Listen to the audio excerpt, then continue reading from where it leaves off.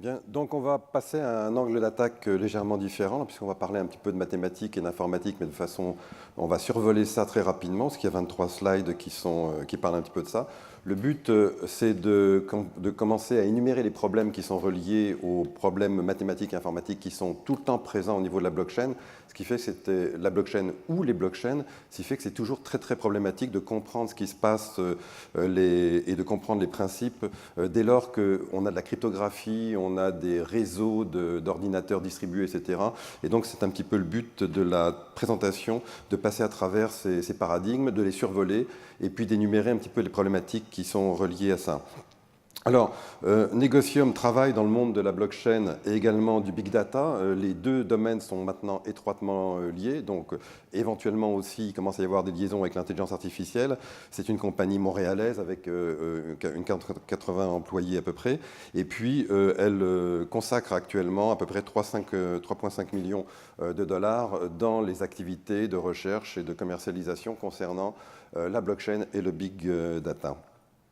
Alors, au niveau d'une compagnie comme Negocium, le but au niveau de son positionnement stratégique, eh bien, c'est de se positionner au niveau de la technologie, donc aussi bien au niveau de la propriété intellectuelle avec nos agents de brevets qui sont, comme par hasard, Garling, et puis au niveau également de la commercialisation.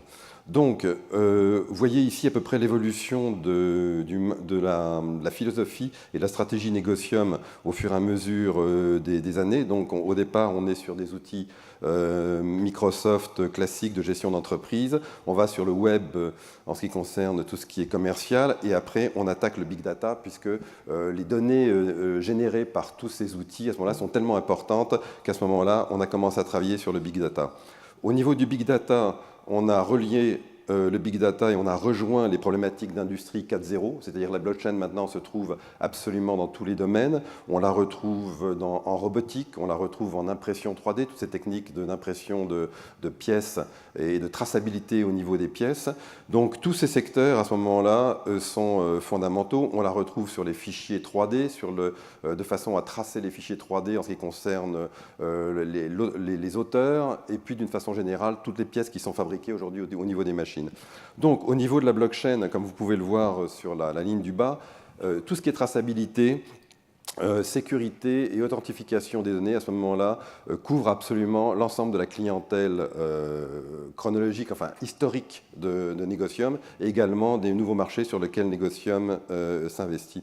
Alors, il y a deux parties au niveau de Negocium. Il y a des parties qui sont avec des partenaires comme Microsoft ou Elasticsearch, Elasticsearch étant maintenant un joueur fondamental en big data. Et donc, à ce niveau-là, le point au niveau de Negocium, c'est d'intégrer leurs solutions et leurs plateformes open source, et de développer avec eux des solutions, et également des solutions qui s'intègrent à leurs propres solutions. Et de l'autre côté, on a des partenariats qui sont plus des partenariats d'applicatifs avec différentes solutions là, qui sont plus dans des écosystèmes IBM ou Ethereum avec différentes solutions qu'on propose. Parmi ces solutions, vous voyez par exemple un projet qu'on a avec une société de Québec, une entreprise de Québec, sur tout ce qui est environnemental et qui demande à ce moment-là de faire d'utiliser des smart contracts, c'est-à-dire de tracer l'information, notamment pour des sols contaminés, pour savoir qui a effectué le transport des sols, etc. Donc vous avez des camions qui transportent des sols contaminés, vous avez éventuellement des drones, vous avez des GPS, tout ça, etc. Et donc cette convergence technologique et ce problème de traçabilité fondamentale, on utilise des technologies blockchain, et à gauche, vous avez le type de réseau et le type d'infrastructure qu'on déploie pour pouvoir justement faire l'ensemble du processus de traçabilité, donc essentiellement à partir de smart contracts un peu particuliers parce qu'ils sont cryptés d'une façon différente, mais on va y revenir.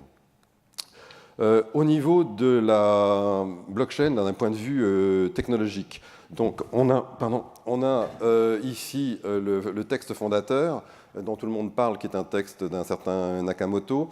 Alors ce qui est fondamental aujourd'hui à comprendre, c'est que ce texte est obsolète. lui-même, au départ, était déjà obsolète parce qu'il utilisait des technologies ou des méthodes qui venaient, comment dire, d'articles scientifiques qu'il avait amalgamés. Et aujourd'hui, l'évolution de la blockchain, c'est pour ça que c'est compliqué à faire comprendre aussi, c'est qu'il y a une évolution permanente et que ce genre de texte qui était fondateur, aujourd'hui, est totalement obsolète, même si on en parle de façon quotidienne dans les articles. Alors pourquoi la blockchain est finalement si difficile à expliquer? Selon nous, il y a trois points. Au niveau sémantique, on parle de blockchain au singulier, de blockchain au pluriel. Il y a des blockchains 1.0, blockchain 2.0 avec les smart contracts, blockchain 3.0 avec des smart contracts programmables. Et en ce qui concerne Negotium, on parle de blockchain 4.0 avec tous ces problèmes de traçabilité dans l'industrie 4.0, c'est-à-dire tracer des objets qui sont fabriqués, qui sont imprimés en 3D, et c'est pour ça qu'il y a un problème de sémantique. Vous avez aussi un problème dont on vient de parler et dont on va parler encore plus, qui sont le problème de mathématiques et informatique. Donc vous avez énormément de notions de cryptographie qui viennent se mêler aux explications, ce qui rend le discours souvent assez complexe à comprendre. Et puis vous avez également des termes de finance, d'économie, plus toutes les applications autour de ces notions qui sont toutes différentes. Donc ça donne des éléments qui sont extrêmement complexes à comprendre. Et vous avez également de l'autre côté certains critères, comme les paradoxes sur le contrôle des armes, sur le tiers de confiance, etc., qui sont des éléments qui sont problématiques. Alors, au niveau de la blockchain, elle est difficile aussi à expliquer mais à comprendre. Là, vous avez juste l'aspect de la stratégie de brevet avec les problèmes qu'on doit aborder lorsqu'on brevette, avec différents points techniques, savoir qui a créé quoi, comme par exemple au niveau de la preuve de travail au niveau d'Ethereum, par exemple, c'est cette dame, cette chercheuse qui l'a créé. Elle est peu citée, mais au niveau des brevets, c'est fondamental de savoir que c'est elle qui a créé ce genre de choses. Alors, au niveau des architectures, lorsqu'on développe des blockchains, des technologies blockchain, eh bien, on a toujours ce problème de centralisation, décentralisation, etc. Là, on voit des schémas qui expliquent un petit peu ce que sont les schémas centralisés, etc. Lorsqu'on a des robots ou des machines qui vont envoyer des smart contracts entre eux, on a des topologies absolument différentes. Et lorsqu'on est, par exemple, dans des domaines complexes comme ceux de la médecine, à droite, etc., vous commencez à avoir des architectures qui sont composites. C'est-à-dire qu'il y a plusieurs architectures, il n'y a pas qu'une seule architecture blockchain, il y a plusieurs architectures qui se superposent, etc. Donc ça amène une complexité supplémentaire. En ce qui concerne l'évolution des signatures digitales, ça c'est aussi un problème puisque finalement les blockchains reprennent énormément des composantes des signatures numériques qu'on connaît aujourd'hui lorsqu'on fait des mouvements bancaires, etc. Mais on retrouve un certain nombre de problèmes qui ont été traités normalement par la blockchain, comme par exemple les problèmes de double paiement qui sont déjà présents au niveau des signatures technologiques. Donc le problème au niveau de la compréhension des blockchains, c'est aussi comprendre ce qui se passe au niveau des signatures digitales classiques et savoir comment au niveau par exemple des certificats qui sont finalement qui vont être remplacés par les smart contracts, comment technologiquement on est capable de muter et de passer de la signature digitale classique aux technologies blockchain. Alors par exemple ici, vous avez en niveau de l'impression 3D, vous avez aujourd'hui, à l'heure actuelle, on a une centralisation des données imprimantes, ces imprimantes qui fabriquent des pièces, par exemple, pour un avion. Aujourd'hui, vous avez par exemple un élément d'avion qui va arriver sur une machine et certains composants, différentes composantes qui vont partir sur des machines séparées de façon à ce que tout soit assemblé après. Ça, pour l'instant, c'est centralisé. C'est un peu le schéma qu'on voit en haut à gauche et on voit un ensemble d'imprimantes qui en bas font le travail. Lorsque vous êtes en haut à droite maintenant, c'est des projets où la blockchain va être utilisée de façon générale pour commencer à décentraliser. Alors évidemment, il faut tracer l'ensemble des composants, mais également décentraliser complètement les imprimantes avec des ateliers qui sont des ateliers, des véritables machines qui font l'ensemble des pièces, mais qui communiquent entre elles. Et donc, par exemple, vous avez des constructeurs comme Michelin, au niveau des pneus, qui utilisent les blockchains maintenant ou qui vont utiliser les blockchains pour l'ensemble du processus. Alors, au niveau de la blockchain, elle est principalement positionnée et basée sur des techniques qu'on appelle du hachage. Alors, du hachage sont des technologies de cryptographie. Vous avez quelques exemples ici. Et le point, c'est qu'un hash, une empreinte, c'est finalement ce qui permet de condenser un fichier quelconque et d'avoir un cryptage de ce fichier. Ce n'est pas réversible, c'est-à-dire c'est une empreinte comme une empreinte digitale par rapport à un humain. Et ça, finalement, c'est là-dessus que sont basées énormément des technologies autour de la blockchain, de façon à utiliser ce qu'on appelle ces hashes pour pouvoir pérenniser et avoir, comment dire, horodater l'information et la contrôler. Alors, il y a un certain nombre de points là, qui sont utilisés au niveau de la preuve de travail, mais qui sont finalement des points tout à fait techniques et qui posent un certain nombre de problèmes. Alors, vous avez également, donc, ces hashes sont utilisés pour pouvoir faire à nouveau des hashes, c'est-à-dire vous utilisez les systèmes de cryptographie pour rendre l'information de plus en plus difficile comment dire, à inverser, ce qui est déjà un premier cas, donc pour ne pas avoir accès aux data elles-mêmes, mais en même temps pour pouvoir la compacter au niveau de la mémoire. Vous avez exactement le même problème aujourd'hui et les mêmes applications pour pouvoir stocker toute l'information ou le pédigré d'un objet avec toutes les parties, les composantes, etc., qui sont hachées. Ça vous donne un code, finalement, qui est le code, par exemple, d'un smartphone pour savoir comment il a été fabriqué et d'où il vient. Alors, au niveau des preuves de travail, par exemple, au niveau d'Ethereum ou d'autres choses dont on a parlé tout à l'heure, le problème, c'est que ce sont des calculs mathématiques derrière qu'on pousse à faire un certain nombre de personnes pour pouvoir les utiliser dans l'écosystème. Et ces calculs sont stériles, servent à rien. Alors, il y a des monnaies comme les monnaies qui sont basées plutôt sur des maths. On dit, mais finalement, pendant qu'on calcule, là, avec des problèmes difficiles, autant faire des calculs qui vont servir à la communauté mathématique. Donc, ça donne des exemples, finalement, où la preuve de travail est détournée d'une certaine manière pour faire des choses qui sont intéressantes. Au niveau de ces algorithmes de hachage et de cryptage, si jamais ils sont mathématiquement cassés ou informatiquement cassés, tout le système s'écroule. Donc vous avez par exemple ici un système avec deux fichiers différents de couleurs différentes en SHA-1. Ça donne le même hachage, donc au niveau d'un système comme au niveau Bitcoin, si on travaillait sur le SHA-1, ben ça vous auriez des collisions avec les fichiers, c'est-à-dire qu'en fait on pourrait avoir des fichiers qui sont de faux fichiers à ce moment-là et tout le système s'écroulerait. Alors on est obligé de passer sur des opérateurs SHA-256 ou des systèmes de cryptage qui ne sont pas encore cassés. Pendant combien de temps? C'est un des problèmes au niveau des Bitcoins. En ce qui concerne les stratégies de cryptage, on a soit des stratégies qui seraient des stratégies comment dire, de hachage. On voit ici un petit texte ici en haut à gauche. On voit son empreinte ici qui est limitée au niveau de la taille, mais on a également la possibilité. Alors à partir de cette empreinte, on n'est pas capable de retrouver le texte précédent, donc ça pose évidemment ça a un intérêt. Mais d'un autre côté, on n'a pas la data elle-même. Et de l'autre côté, vous avez d'autres techniques aujourd'hui sur lesquelles on réfléchit, qui sont d'utiliser le cryptage, c'est-à-dire le cryptage, tout le texte va être accessible à condition de pouvoir le décrypter. Donc ça, cryptage, hachage, c'est aujourd'hui les paradigmes sur lesquels tout le monde va travailler. Alors, au niveau de la crypto, on a aussi des technologies qui avancent. On a des cryptoprocesseurs maintenant, donc qui vont accélérer les calculs. On a des systèmes cryptodynamiques dans lesquels, par exemple, sur les cartes bancaires, dynamiquement, toutes les heures, vous avez le code qui est à l'extérieur à l'arrière de la carte va changer, etc. Donc ça va modifier l'évolution de la blockchain puisqu'on va avoir finalement des codes dynamiques. Et puis vous avez aussi des algorithmes, ce qu'on appelle homomorphiques, qui sont extrêmement importants, qui visent finalement à transmettre à quelqu'un une information cryptée et à pouvoir avoir des informations au travers de l'information cryptée, c'est-à-dire ne pas lui donner accès à l'information qui est initiale.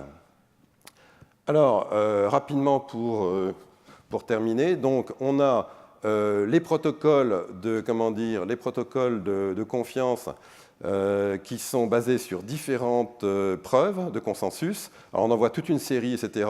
Donc ça, c'est un domaine qui est en constante évolution, donc on peut en inventer, et donc ça veut dire qu'à chaque fois qu'on en invente un, eh bien, il y a un nouveau système de crypto-monnaie qui peut arriver. Vous avez à ce niveau-là, des preuves qui sont des preuves souvent compliqués à comprendre, comme par exemple les généraux byzantins, mais vous avez des compagnies qui font finalement leur plan d'affaires et qui sont, leurs différenciateurs technologiques et commerciaux viennent de ce genre d'algorithmes mathématiques. Donc vous avez une relation directe entre, par exemple, l'algorithme des généraux byzantins et puis la mise en marché d'une compagnie comme, par exemple, Hashgraph. Vous avez d'autres compagnies qui travaillent sur des preuves qui sont zéro connaissance, qui sont vraiment des complexes mathématiques difficiles à comprendre, mais qui, encore une fois, justifient leur différenciateur au niveau technologique et leur différenciateur au niveau commercial sur des bases mathématiques. Donc vous avez une relation permanente et étroite entre les deux. Au niveau maintenant d'une des dernières slides importantes, vous avez donc cette possibilité aujourd'hui de rentrer, on voit en bas à droite, sur un réseau qui est un réseau blockchain. Comme parlait Laurent, il y a différents réseaux blockchain. Et donc dans ce réseau blockchain, soit vous y rentrez directement avec vos datas et vos empreintes, c'est-à-dire l'ensemble va être crypté et va être mis à disposition de l'ensemble du réseau, soit vous conservez vos datas précieusement chez vous et c'est simplement les empreintes qui vont être envoyées sur, sur les réseaux Bitcoin ou sur les réseaux de type blockchain. Et donc là, à ce moment-là, on est en train de dissocier complètement les datas qui peuvent être sécurisées chez vous et les empreintes qui peuvent pas être, qui ne pourront pas donner d'informations sur vos données.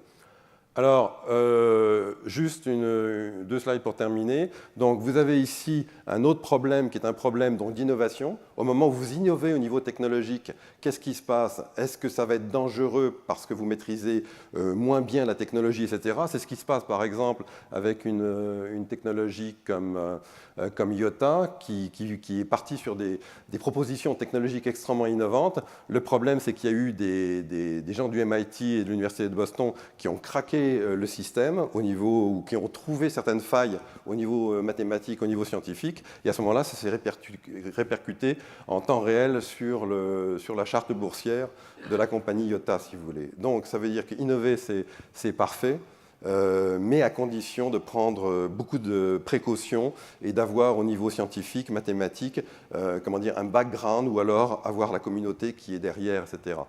Au niveau des questions, si vous avez quelques questions, donc ça a été très rapide, mais là je vous ai proposé des questions en mode RSA, encryption asymétrique, du style je n'avais rien compris à cette présentation, la clé asymétrique m'a achevé.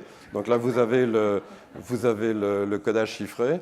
Mon fils de 11 ans ne comprend rien à l'équation de Schrödinger, qui est pourtant fondamentale en mécanique quantique. Est-il trop jeune pour comprendre la blockchain?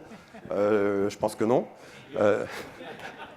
Je n'ai pas attendu la blockchain pour créer une architecture distribuée de comptes offshore à l'étranger. Ça, c'est plutôt des questions. Je dirige un petit cartel en Colombie. La blockchain peut-elle m'aider à échapper aux tracasseries administratives? Là, c'est de pire en pire. Bon, vous voyez. Donc ça, finalement, ça, c'est le début de la blockchain. C'est les clés asymétriques RSA. Donc c'est une technologie finalement qui nous permet d'envoyer de l'information sur des réseaux confidentiels.